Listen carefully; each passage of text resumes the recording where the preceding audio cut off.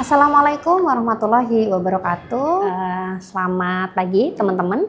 Berjumpa kembali di dalam mata kuliah kebijakan kesehatan, di mana pada kesempatan kali ini kita akan sama-sama belajar mengenai metode penelitian untuk melakukan analisis kebijakan publik kaitannya dengan kebijakan kesehatan masyarakat.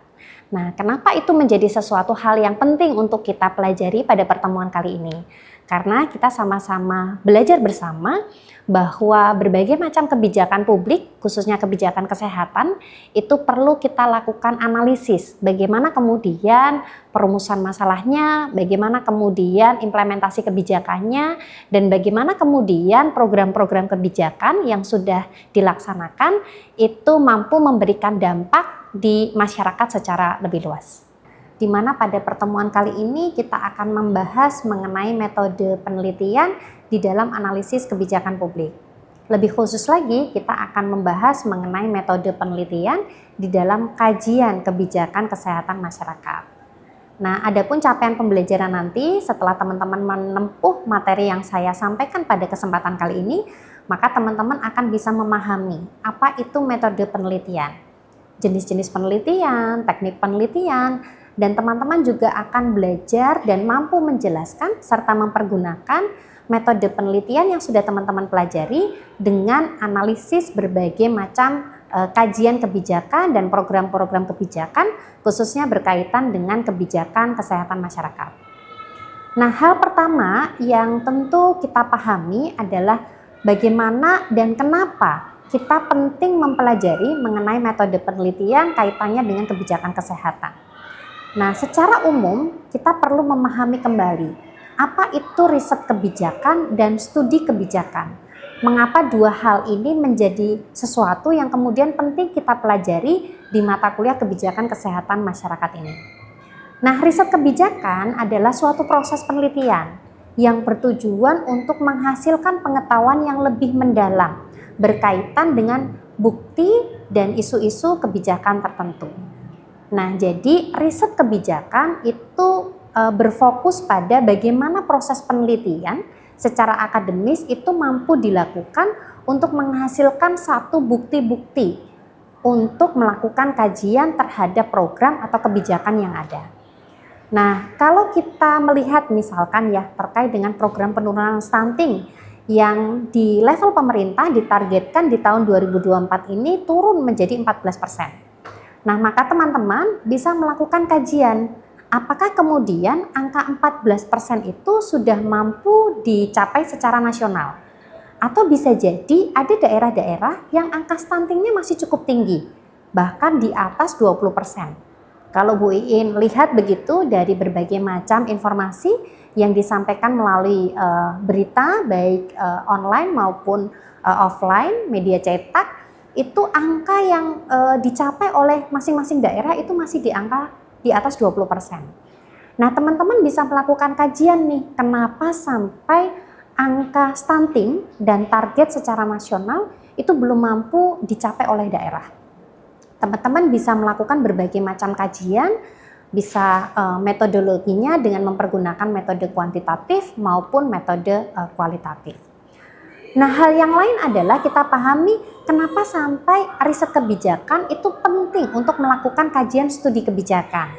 Kalau riset kebijakan tadi kita lebih berfokus kepada bagaimana kemudian kita melakukan proses penelitian untuk menghasilkan satu bukti-bukti ilmiah begitu untuk melakukan analisis.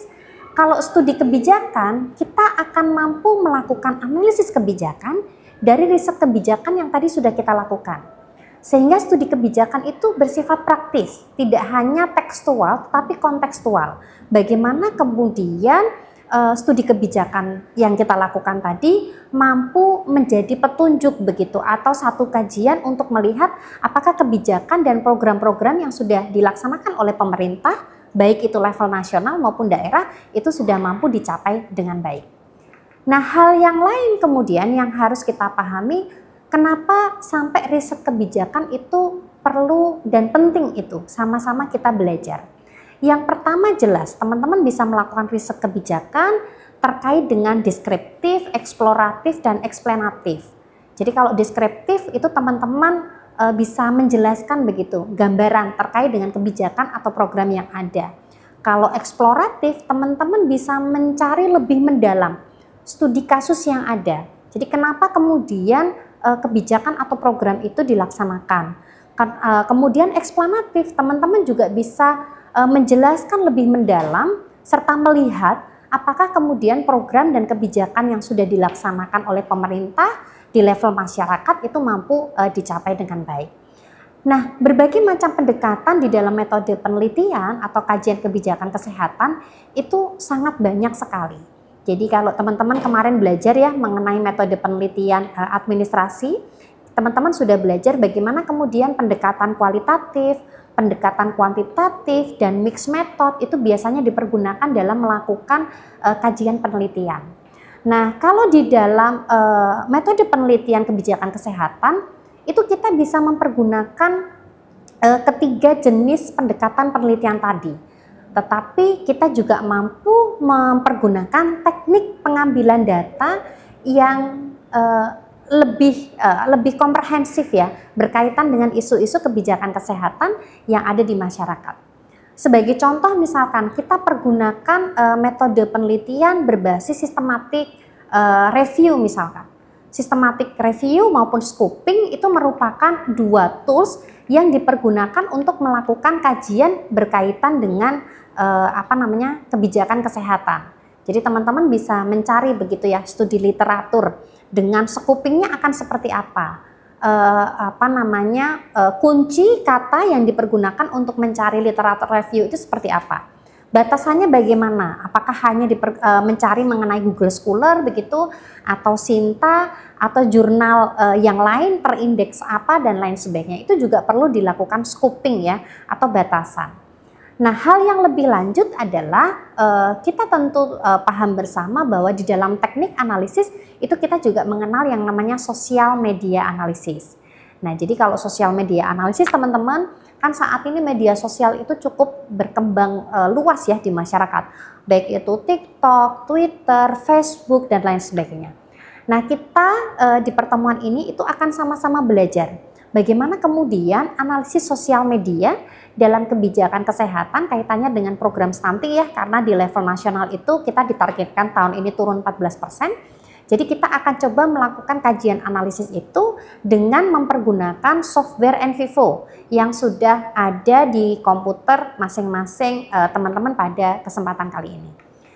Nah, di dalam nanti kita melakukan kajian, pertanyaan lebih lanjut adalah lokus riset kebijakan seperti apa yang kemudian mampu kita lakukan analisis. Jadi kebanyakan dari mahasiswa itu selalu bertanya, Bu, penelitian ini akan mempergunakan lokus kebijakan publik yang mana? Nah, kalau berdasarkan teori sebenarnya riset kebijakan itu mampu dilakukan di banyak aspek siklus kebijakan. Atau kita bisa sampaikan bahwa kita mampu melakukan analisis di lokus riset proses kebijakan. Jadi bagaimana kemudian penetapan agenda setting dalam menemukan masalah-masalah dan penyebabnya. Kita mampu melakukan identifikasi kenapa sampai stunting itu menjadi masalah yang kemudian perlu diselesaikan misalkan. Oh, kenapa misalkan kenakalan remaja menjadi salah satu isu yang harus diselesaikan. Oh, kenapa penyakit DM misalkan juga penting untuk segera diselesaikan. Itu juga bisa mempergunakan riset kebijakan. Atau bagaimana kemudian merumuskan satu alternatif solusi terhadap persoalan kebijakan tersebut, itu juga bisa dipergunakan. Atau kita juga ingin melihat implementasi atau pelaksanaan program atau kebijakan tersebut di masyarakat. Apakah sudah tepat sasaran atau apakah sudah ada dukungan dari pemerintah terkait dan lain sebagainya. Dan kita juga mampu melakukan evaluasi atau monitoring dari adanya program-program kebijakan yang ada di level masyarakat tadi. Nah, dalam berbagai macam tadi identifikasi dari proses atau siklus kebijakan, maka kita juga mampu memetakan begitu policy windows dari masalah yang ada sehingga menghasilkan satu agenda setting yang mampu dilakukan pemerintah dan mampu dikeluarkan menjadi satu kebijakan yang legal formal. Nah, maka teman-teman di dalam kesempatan ini nanti kita akan belajar bagaimana melakukan analisis peran media sosial sebagai salah satu alat strategis untuk melihat bagaimana perilaku persepsi masyarakat, interaksi masyarakat secara kontekstual, dan lain sebagainya. Nah, sekarang teman-teman bisa mencari satu hashtag begitu ya, stunting atau penurunan stunting di salah satu media sosial. Kemudian nanti kita akan melakukan analisis dengan mempergunakan software NVivo. Ini merupakan salah satu bentuk atau display dari aplikasi analisis atau pengolahan data kualitatif yang bisa digunakan untuk menganalisis sebuah data, yaitu NVivo 12 Pro, yang dimana teman-teman di sini kita bisa mengolah data berdasarkan yang pertama adalah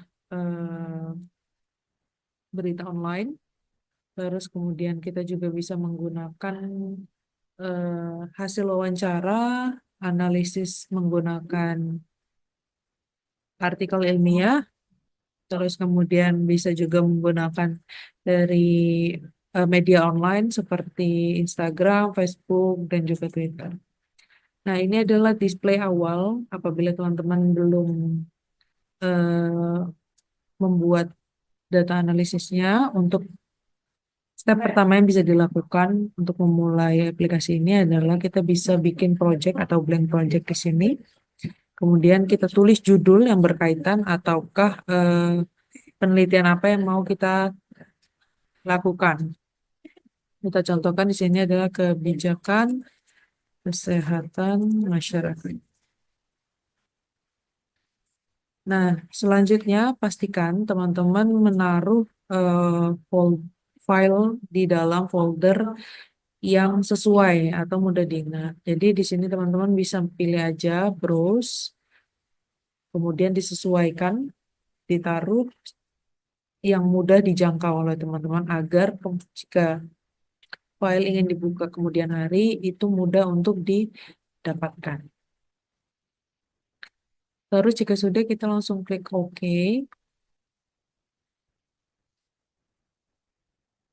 Nah,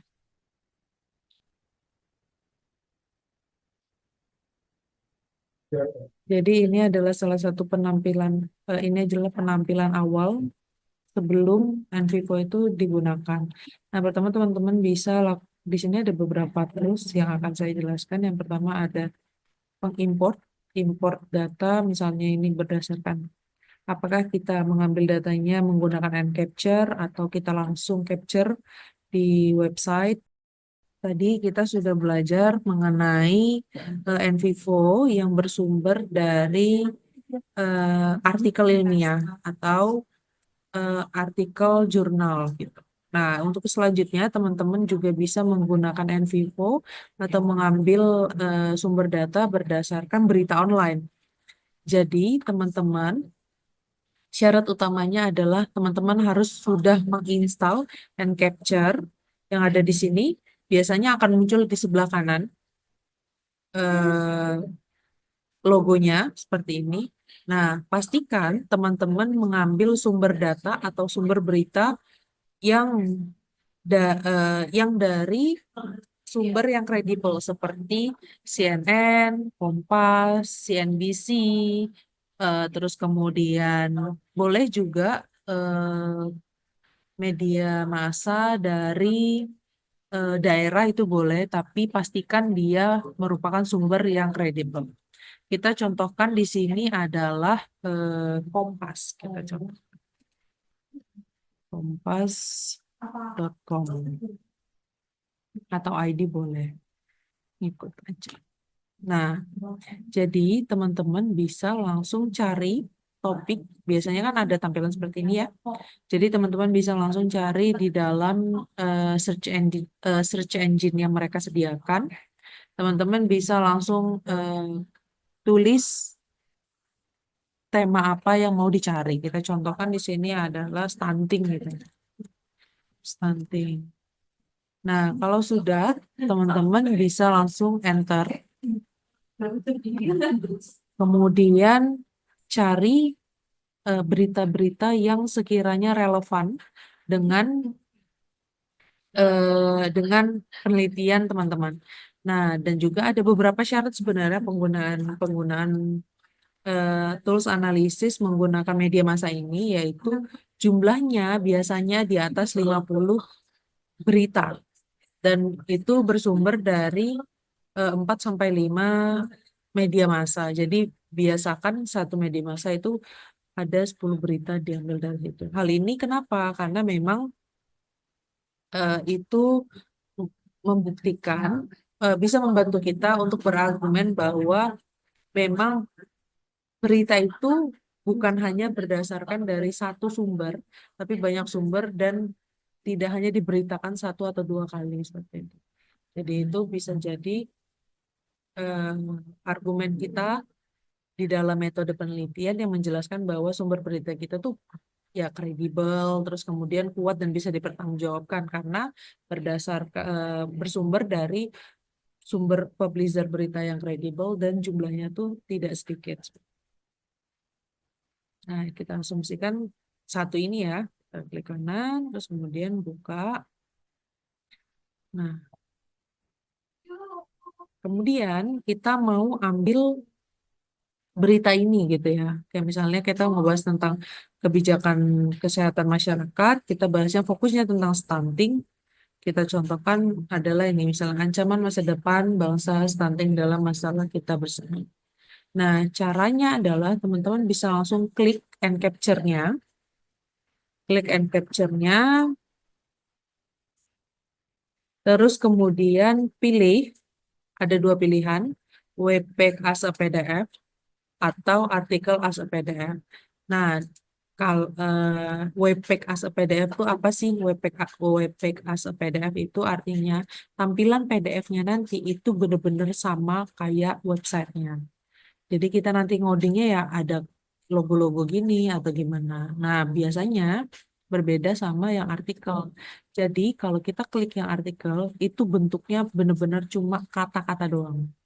Jadi ya isinya cuma kata-kata aja. Dan ini lebih cenderung mempermudah kita untuk mengoding atau menganalisis, mengolah data dalam MVivo. Ini bisa langsung capture aja.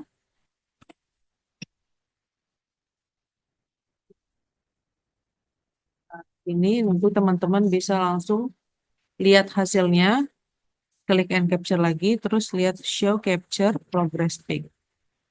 Nah, ini akan tahu statusnya apakah komplit atau tidak. Ini dilakukan beberapa kali sesuai dengan jumlah berita yang ingin kita cari.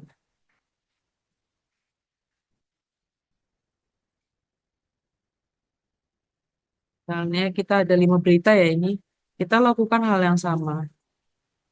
Cari beritanya, terus kemudian dibuka, and capture, kemudian klik artikel as a PDF, terus kemudian capture. Lanjutkan lagi.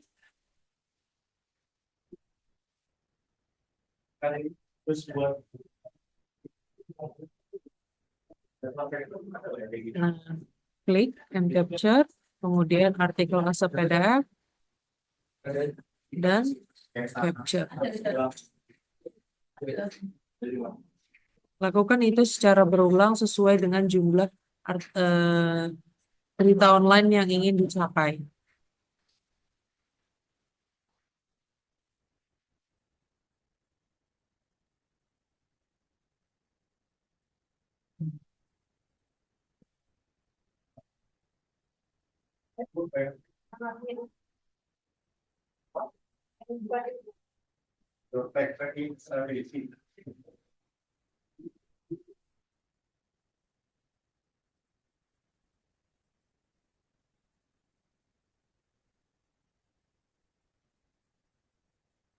Kita bisa lihat hasilnya di sini. Nah, ini kita contohkan ada 5 berita online aja ya. Di sini kelimanya udah komplit. Terus kita mau masukkan ke dalam NVivo-nya. Nah, teman-teman bisa klik file lagi, kemudian kita klik import dan pilih, berhubung tadi kita ngambilnya dari web langsung menggunakan mCapture, jadi kita pilih yang mCapture.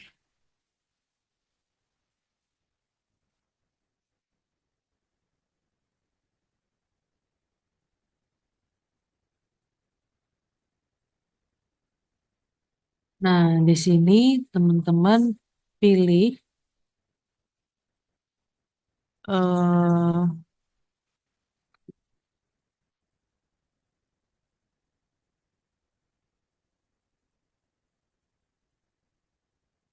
pilih artikel atau berita mana yang mau dianalisis. Tadi ada 1, 2, 3, 4, 5 gitu ya. Nah, setelah itu, setelah dipilih, kita klik yang import.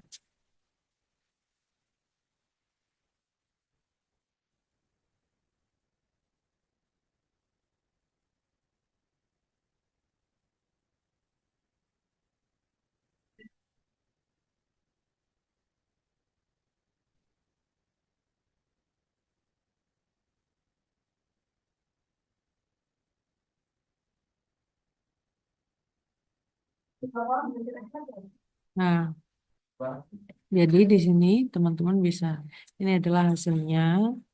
Lalu teman-teman bisa langsung klik 2 kali dan muncul hasil dari mCapture berita online-nya. Nah, ini sama, lakukannya adalah decoding dengan notes atau eh, notes dan case yang sudah disiapkan.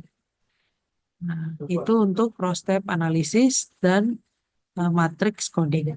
Ini salah satu contohnya biar teman-teman bisa lihat hasil secara keseluruhan. Saya contohkan menggunakan analisis workload lagi ya. Karena tadi sebelumnya kita menggunakan analisis workload, ini juga menggunakan analisis workload dengan sumber data yang berbeda. Contohnya workload, nanti dia akan menunjukkan hasil yang beda. Nih, contohnya 2 minus kemudian terus 2 itu.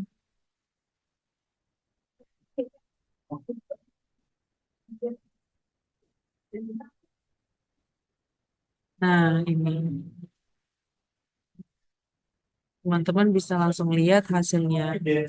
Kemudian teman-teman sama, jika ada yang mau dihapus, tinggal langsung ke kanan, ke summary, terus dipilih, ataukah mau langsung dihapus dilimitasi menggunakan jumlah katanya. Contohkan ini 5 ya. Nanti pasti dan yang ini terhapus. Juga itu ini pasti terhapus. Selalu run query. Nah, terhapus kan? Itu. Jadi ini teman-teman bisa aplikasikan untuk menghasilkan data jika ingin melihat frekuensi ketermunculan suatu kata di dalam berita online, terus kemudian Twitter, terus kemudian ada Facebook, Instagram, dan beberapa sumber data. Atau bahkan teman-teman mau melihat ketermunculan kata di dalam sebuah hasil wawancara yang nanti bisa kita olah juga menggunakan NVivo itu. Untuk save-nya, teman-teman bisa langsung klik kanan dan export workload. Kemudian pilih di mana tempat teman-teman mau menyimpan.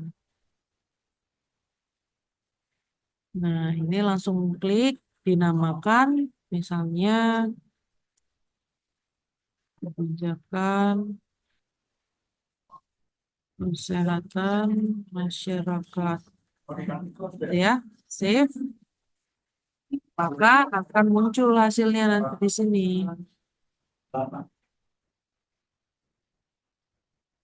Nanti akan muncul hasilnya di sini. Tergantung kesesuaiannya. Sudah tersimpan atau belum?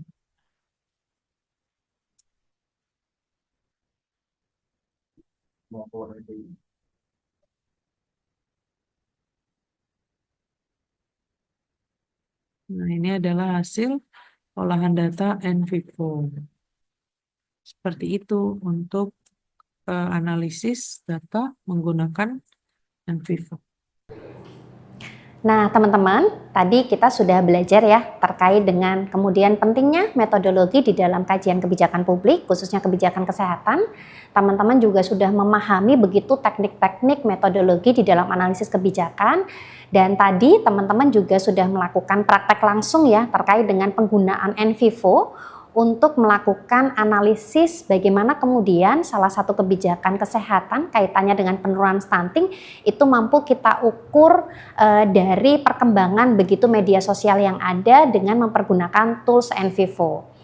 Nah, untuk pertemuan lebih lanjut, kita akan sama-sama belajar kembali. Jadi saya meminta teman-teman untuk melakukan kajian mengenai program kebijakan kaitannya dengan kebijakan kesehatan yang lain yang kemudian mampu teman-teman lakukan analisis kembali dengan mempergunakan tools NVivo yang ada. Sekian yang bisa saya sampaikan pada pertemuan kali ini. Kurang lebihnya saya mohon maaf. Saya akhiri. Wassalamualaikum warahmatullahi wabarakatuh. Di Unisa.